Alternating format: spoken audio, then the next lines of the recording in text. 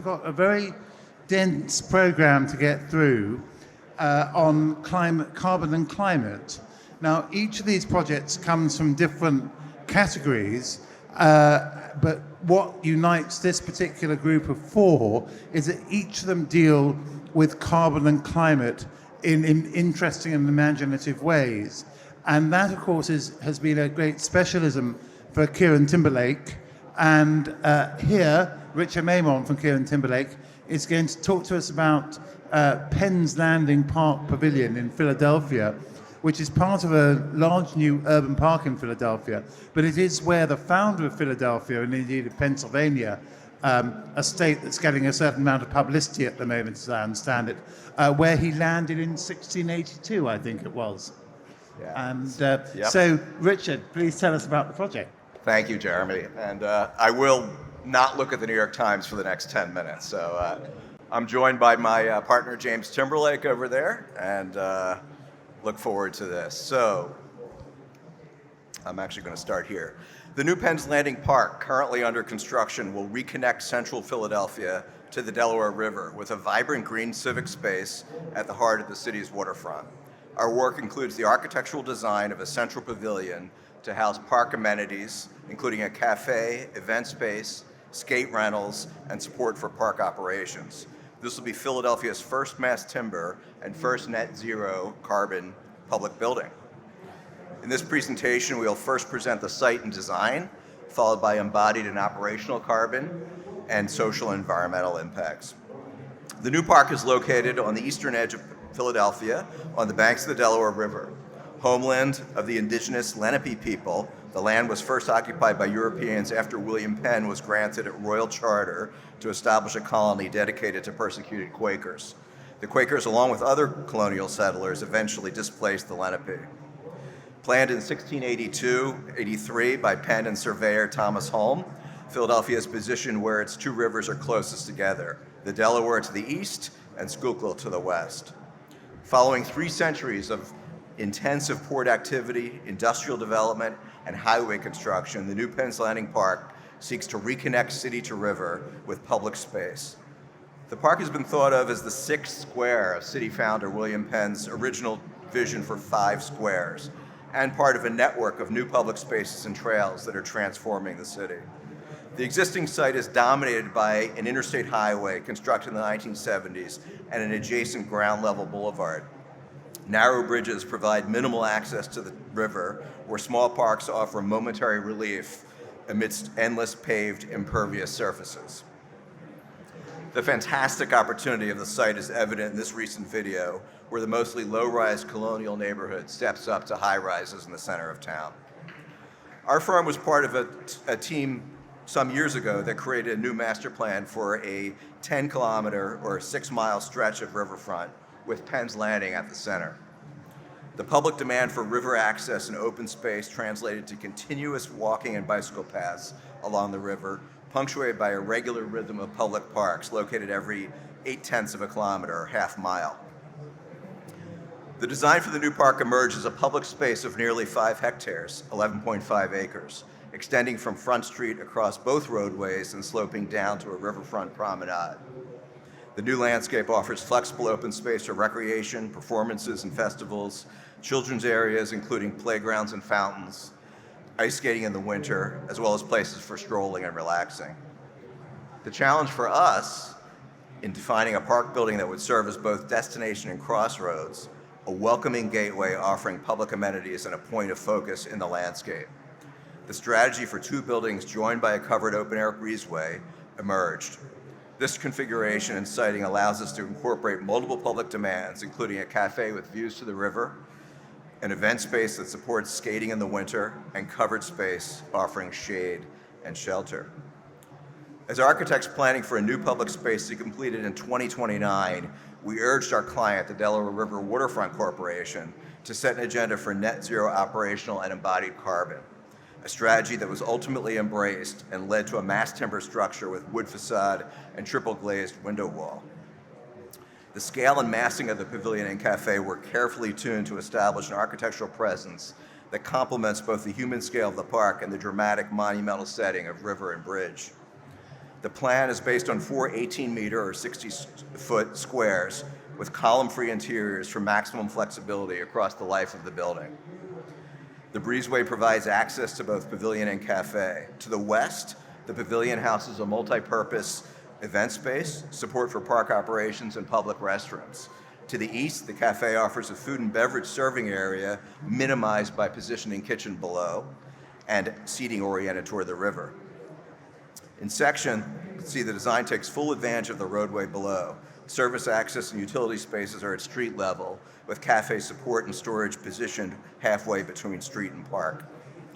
A regular rhythm of mass timber fins, wood frame windows, and wood panels plays off the horizontal massing. A dome rises up and punctuates the point of entrance and crossing. The promise of this strategy is evident in this view, where holistic thinking about material, performance, program, and landscape results in a distinctive new public space for all Philadelphians. Wood structure and wood windows frame dramatic views of the river and bridge from the cafe.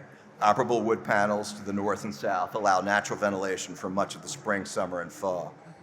The breezeway roof rises dramatically, creating an iconic vaulted gateway and a memorable space for the park, both destination and crossroads. The event space will support winter ice skating and summer roller skating, while offering a park venue for a multitude of events and gatherings. The project vision guided us in establishing a design appropriate as a public investment, paid for with public funds, timeless, durable, memorable, and civic. Carbon reduction was addressed through multivariant analysis intended to positively impact design and performance holistically. We achieved significant embodied carbon savings through a mass timber superstructure and by leveraging the park's bridge structure as our building foundation.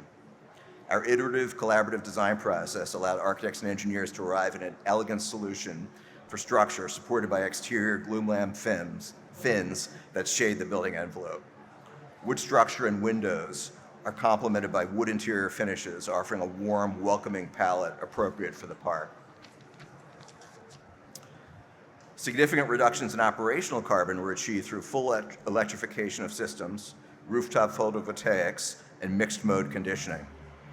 We developed a fully integrated envelope design where fins formed to glulam columns and cross-laminated timber roof panels, reduced solar heat gain, and optimized daylight and views throughout the interiors. As part of our design process, we mocked up the fins at our own office to test depth and spacing, assuring both performative and visual characteristics supported our design intent.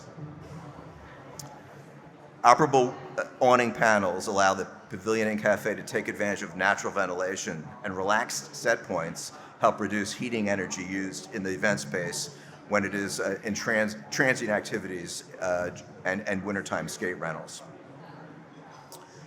Summertime heat stress is a critical issue in Philadelphia, particularly in areas with excessive hardscape and minimal tree canopy, such as the current site. By introducing nearly 5 hectares of new park space, over 350 new trees, a sheltered breezeway, and recreational water features, the park will dramatically reduce thermal stress through shade and evapotranspiration.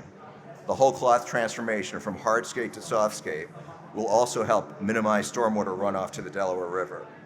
Furthermore, on-site cisterns will collect rainwater for toilet flushing and irrigation. The park landscape and pavilion have been designed for full accessibility, and the site itself is readily accessible on foot, bicycle, and by multiple forms of public transit. Residents from across the city were invited to express their vision for the riverfront in a participatory process of engagement, ultimately leading to a public vision for the landscape and pavilion. The Park Pavilion is intended to offer a new way to occupy the river's edge, forming an inviting, memorable, and sustainable civic landmark, welcoming to all, while serving as a model for public building in Philadelphia and beyond.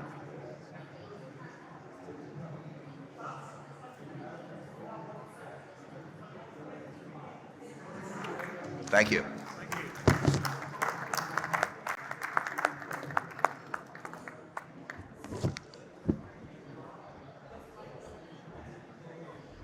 You're Rock Cyberkunan.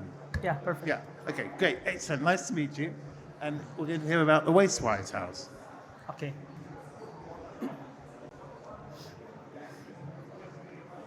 Good afternoon, everyone. I'm Roxty from Bakuan Architects representing the Philippines. Today, we present to you the Waste White House transformative design from upcycled materials. What if we saw beauty where others saw only trash? The world is drowning in waste, and we generate over 2 billion tons of waste yearly, a staggering figure that continues to grow. Philippines is one of the top 5 waste generators in Southeast Asia, and Metro Manila, our bustling capital, generates 62,000 tons of waste daily in 2024 and expected to triple in 2030. We've witnessed devastating consequences typhoons make worse by blocked drainage systems, communities living amidst hazardous waste, and an increasing number of marine life casualties due to plastic pollution. Today, we overlook the potential of discarded materials as valuable resources for construction, while affordable and sustainable housing remains out of reach for many Filipinos. By shifting our perspective on waste, we can create livable, eco-friendly homes that not only address pressing environmental concerns, but also make a lasting social impact. Now, the challenge is, how can we turn this waste into an opportunity for change? We joined in the Tiny House Architecture Design Competition, which challenged participants to create a maximum of 300 square feet, a sustainable and livable home for two. Around the same time, a client reached out to us requesting a 25 square meter home which aligned with the competition's requirements. This synergy provided us with the opportunity to design the Waste Wise House. We've been inspired by this competition, our client's vision, and our personal experiences, especially witnessing firsthand the damaging effects of waste pollution on the environment. We feel a responsibility to contribute through this project. Our site is located at the northern part of Metro Manila in the quiet neighborhood of Barangay Amparo, North Caloocan, just 24 kilometers from the heart of Manila. The site is a corner lot with a modest 90 square meter area embraced by greenery, including a big tree at the corner, and become a central feature offering natural shade of the entire site. This project is for a young couple and their pets who are passionate about eco-conscious living and committed to a sustainable lifestyle. The lot, a gift from one of their late parents, holds deep sentimental value, and they hope to build a house that connects with nature. The design of the house symbolizes the unbreakable bond between the parent and child. This connection is expressed through the architectural elements where the two interlocking blocks represent the intertwined lives of a parent and their son. The house is a modern interpretation of the traditional bahay kubo or nipahat, the earliest indigenous Filipino home in the 16th century. The floor plan is designed to meet the competition's requirements and the client's needs with a 20.5 square meter on the ground floor and an additional 6 square meters on the loft. The layout makes the most of every inch, ensuring comfort without sacrificing space. The house is elevated through the stilt design to minimize the house ground footprint, preserving more natural soil, better air circulation, and additional storage. The structural columns for the house followed a tried and tested approach, utilizing conventional methods of reinforced concrete, and ensures not only stability and strength, but also familiarity for local builders. The use of eco bricks made from upcycled materials not only reduces waste, but also creates a strong, durable structure for the home. Each eco brick is crafted from 3 plastic bottles, providing a smooth finish that eliminates the need for plastering. And these bricks are waterproof, fire-resistant, well-insulated, and designed to withstand strong winds. Our perimeter fence is built using eco bricks at the base, while with bamboo added at the top to create a balance between openness and privacy. These eco bricks are made carefully selected plastics such as PETE, HDPE, LDPE, and PP. After collection and cleaning, the plastic waste is shredded into small, manageable pieces and melted to create a consistent material and then mixed with cement and sand, shaped in molds and compressed to remove air pockets and an increased density, giving it the form of a brick. and undergo a curing process to ensure proper hardening, providing strength and longevity. Of course, we consider the proximity of existing sanitary landfills, junk shops, and material recovery facilities from the site, allowing us to collect wastes. These eco-bricks combined with locally sourced bamboo, a renewable resource valued for its strength and flexibility, provide added protection against environmental factors such as water, heat, and moisture, and can last up to 20 to 30 years. The bamboo also helps reinforce the house, providing extra security during typhoons. The glass color in the design draws inspirations from the banderitas or flaglets, the vibrant, colorful pennants seen in Filipino fiestas. The bamboo pattern of our design also draws inspiration from the barong Tagalog, the traditional Filipino garment symbolizing elegance and cultural pride. The house integrates rainwater harvesting that can be used for irrigation for plants, flushing toilets, and cleaning in a hydroponic system, enabling residents to cultivate their own food with a farm-to-table concept. For solar power harvesting, we integrated Orius panels, which use innovative technology made from upcycled plant waste. And this panel serves a dual purpose, generating energy while also providing UV protection for the interiors. Fenestrations ensure cross-ventilation, optimizing natural airflow and reducing the need for mechanical cooling. The estimated cost suggests potential savings of 25 to 30%, depending on the location, choice of materials, and design complexity. This is the section of the site where the house is designed to be connected to the nature while maintaining physical and visual security, ensuring privacy and safety while embracing the surroundings. It has a dynamic facade that can swing upward and downward, extending the living area to the outdoors. This space can be used for activities such as yoga, meditation, or even a picnic. When fully closed, the facade functions as a secure wall enclosure, combining flexibility and practicality.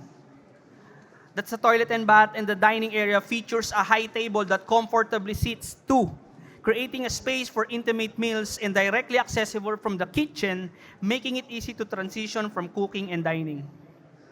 The pet area is placed beneath the inclined section, ensuring sheltered space for our furry friends. The workstation table and chairs integrates with the cabinet design, allowing it to swing open and become an extension when needed to maximize space efficiency and contributes a clean and cohesive look. The furniture is also made from upcycled waste materials, and these pieces are high quality and built to last. The loft bed can accommodate 2 people, providing space for both sleeping and reading, and offers a view of the dining and living areas below, creating a sense of openness and connection throughout the home. As the family grows, there's a potential for future expansion at the rear of the property, adding 2 bedrooms, one on the ground floor and another on the loft level. The open garden area can be transformed into a vibrant gathering space, perfect for enjoying bright, cheerful evenings with friends and family. And hospitality is a core Filipino value, and we love welcoming and taking care of our visitors. Living smaller doesn't mean living less. In fact, it allows for deeper connections with others and with nature. By embracing a smaller footprint, it cultivates a shared responsibility to care for our world, leading to a more intentional and fulfilling way of life. Our project not only reduces waste, but also conserves resources, time, water, food, energy, budget, and consumption, ultimately preserving both life and planet.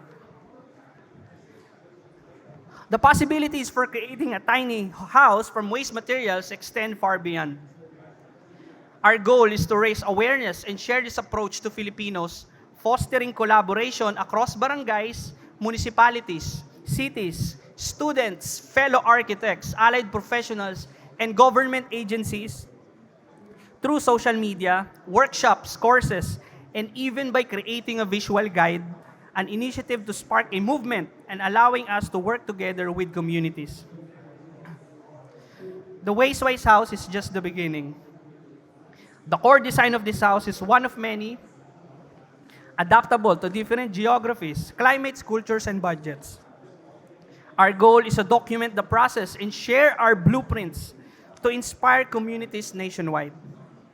And we hope this will scale up our vision and spark a lasting mindset toward a sustainable future for all. Thank you so much. Thank you very much. What a joyous project. Do we have our next speakers? Great, excellent. So we now have Enzo Balandras from 0+2 Architects to talk about the House of Harvest. Good afternoon, everyone, and of course, good afternoon, Jeremy. Thank you for being here. I am Enzo Balandras, representing +02 Design Studio from the Philippines. It's my honor to present to you today Balayani, or House of Harvest, here at the World Architecture Festival. Balayani is conceived to represent a shift, a paradigm shift to be specific, in middle-income housing, offering a home that protects and connects with nature. This project is to be located in Angono, Rizal, in the Philippines, and designed for young Filipino families who will be introduced, or rather reintroduced, to the concept of homes that incorporate well-being and a deeper connection to the environment.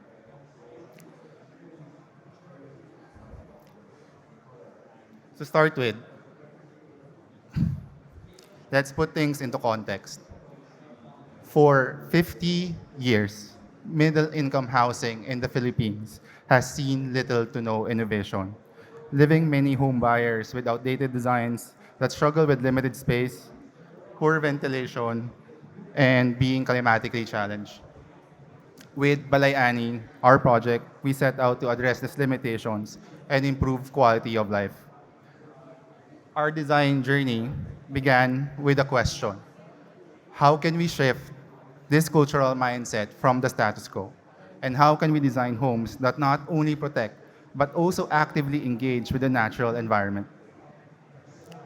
This question led us to focus on three key concepts: changing perceptions of climate, minimizing environmental impact, and creating adaptable, scalable solutions for both design and the market. These principles are the foundation of Balayani.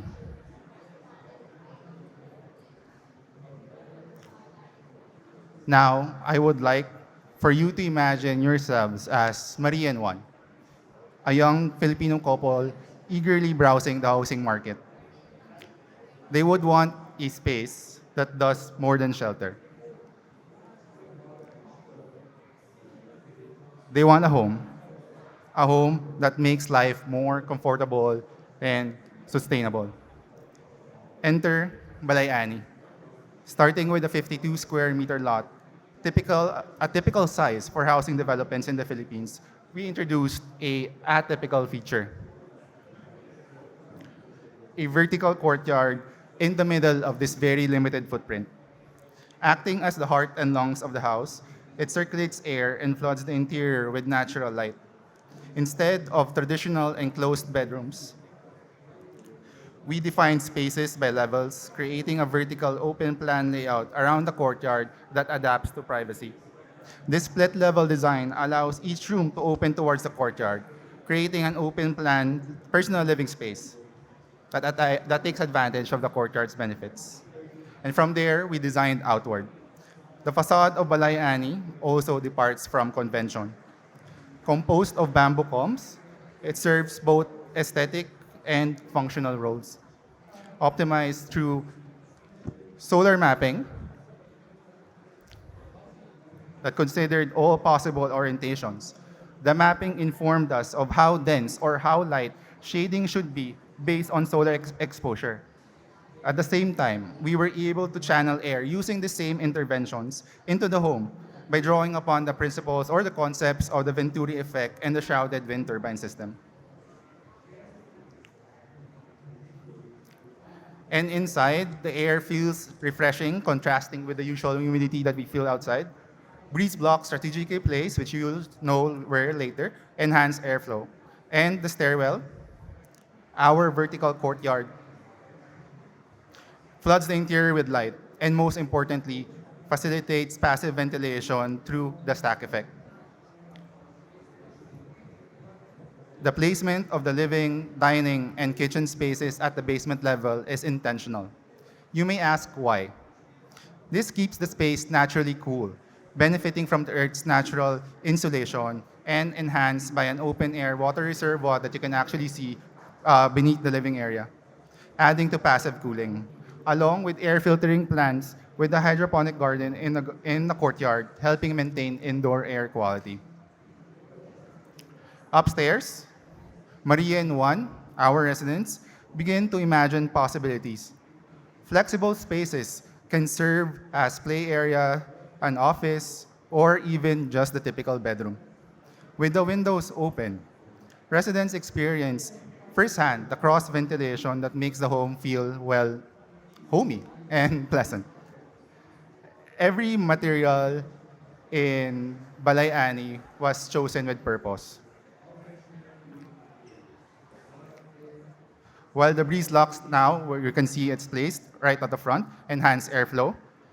The bamboo facade is treated for durability and longevity and is made modular for easy maintenance and replacement over time.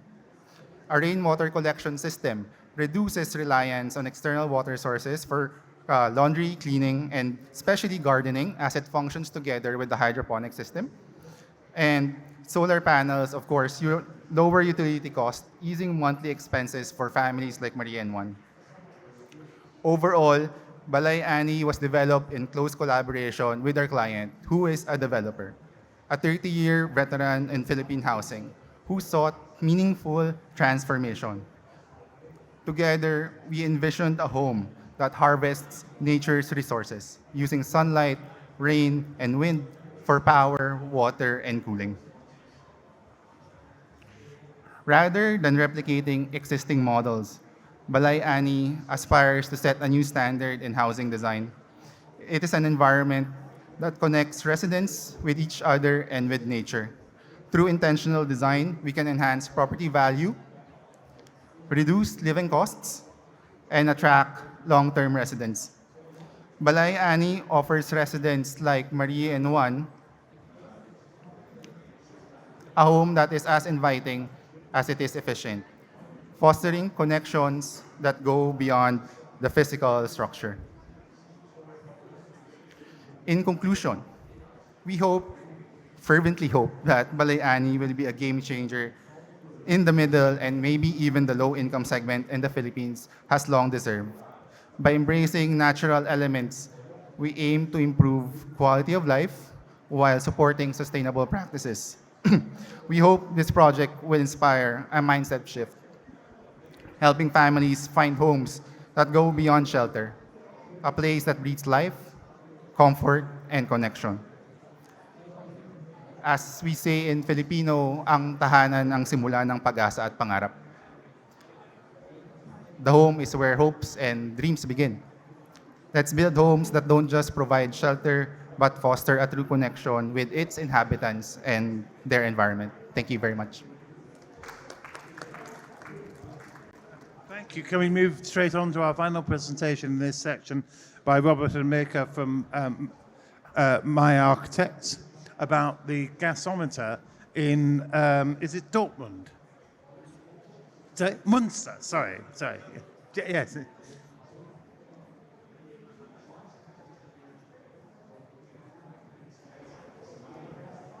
Good afternoon. All right. I'm Robert Winkel, My Architects, Rotterdam, the Netherlands, and we won a competition of a gasometer, which you can see here in Münster, in Germany. The next gasometer. A gasometer is actually an old building, industrial building, which contains gas, and it's made just after the war to help rebuild Germany. And this is the building in use. This is the area at the moment, or I think in the 70s. It's an industrial area, and they want to develop this area to make it more residential. This is the gasometer at the moment. It's a light structure which can hold the volume which goes up and down. It's not there anymore. It's only the structure and some small buildings around. And this is how it works. Gas comes in and it expands the volume and it can go down. This whole structure gave us the idea to make a kind of structure inside this existing construction, which is the opposite of the conus form of this gasometer, the grüne Iconus. For us as an office, we don't build anymore when it's possible with concrete. We only do mass timber, and it stands for healthy living, sustainability, connect people with the area, and also connect people in between together. And the identity is very important, the heritage of Münster. So this is what's on the left side is the proposal of the community, a municipality, which they did a kind of study. And actually by pushing back and forward the volume, you come to the form which is the terraced form. It looks very simple, it is, but it looks very nice. And the most important thing is not only the mass timber building, but also the planters. We got, I think, about nearly 1 kilometer of planters in the building, and this is very important for the ecology. And you must also remind that the rainwater gets into the planters and gets down to the bottom of the gasometer. You can structure, and where it's the most dense section, there's public use, there's a library and co-work area, and up there's living, which is actually social housing. It's the section, again, you can see the water basement in the middle on the ground floor. Here again, the section of the building, you can see upper areas living, and more down there's a theater and parking places. Because of the cars, electric vehicles, which can burn very heavily, we had to make the structure of the parking out of concrete. I'm sorry, but we had to do it. It connects also the area, and very nice is that there are small garden houses around this area, privately owned, and on the top we're going to do the same, on the rooftop. There will be vegetable gardens, which for public use. A section of the plan. Here you can see different sections going up, which is very nice to make sections with a round form. It's very nice to do that. And when it goes up, it opens up more and more.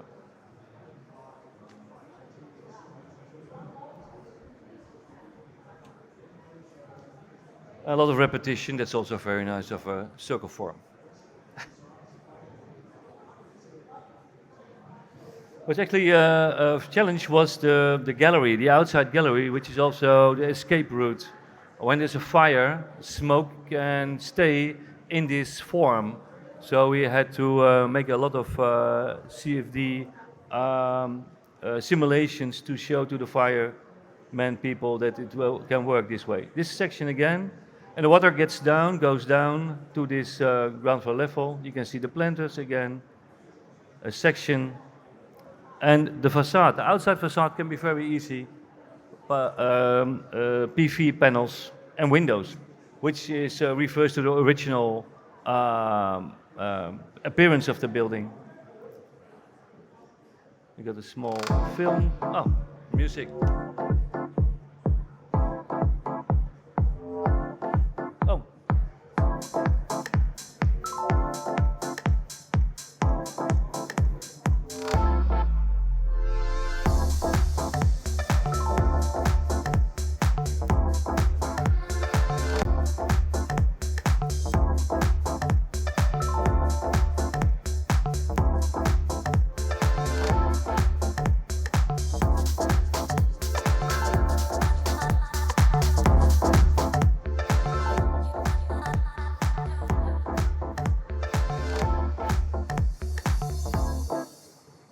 Shall I do it again?